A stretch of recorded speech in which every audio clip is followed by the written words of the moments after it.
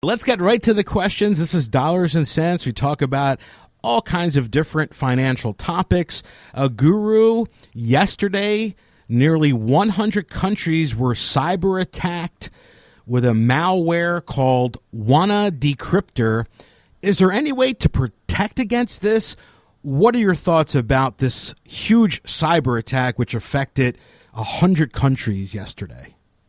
This is a very, very serious situation, and ironically, with nearly 100 countries being being attacked, Russia and China were two of the primary targets, which is interesting because there's been a lot in the news about how Russia and China are the ones launching the attacks. So, in this particular case, they were on the other side.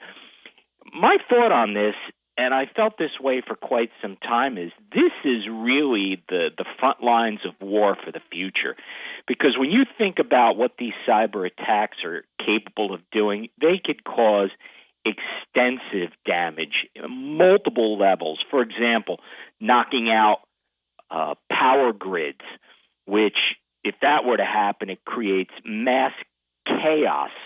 On the other side of it, too, you could actually have a situation where malware can take down the aspects of the national defense.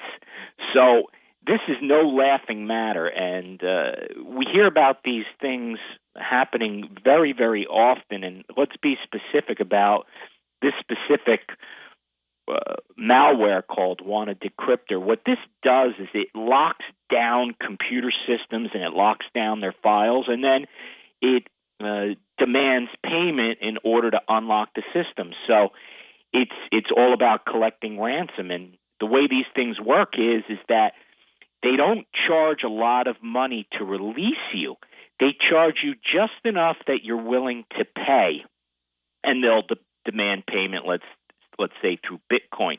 So it's cheaper to pay them than to go out and get your service provider or whoever's providing that type of technical support to go in and try to figure out how to decode the system. So they're actually pretty good business people from the standpoint of trying to come up with the right price point. So, as I said, this is not something new, but the scale of this attack is unprecedented. We're talking about hitting all these countries around the world at the same time.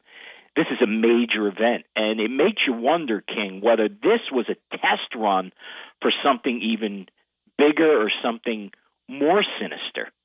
Now, as far as what you can do, Microsoft is continually pushing out updates to protect their users against these constant attacks, and that's what they do. And they do it in such a way where if you're using Microsoft products, you don't even know that they're updating your protection continuously.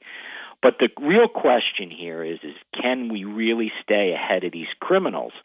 It's a tall order, but we have a lot riding on our ability to protect ourselves from these types of attacks. So I don't think, unfortunately, this is the last time we're going to hear about these types of events, but they are quite sinister and damaging without question.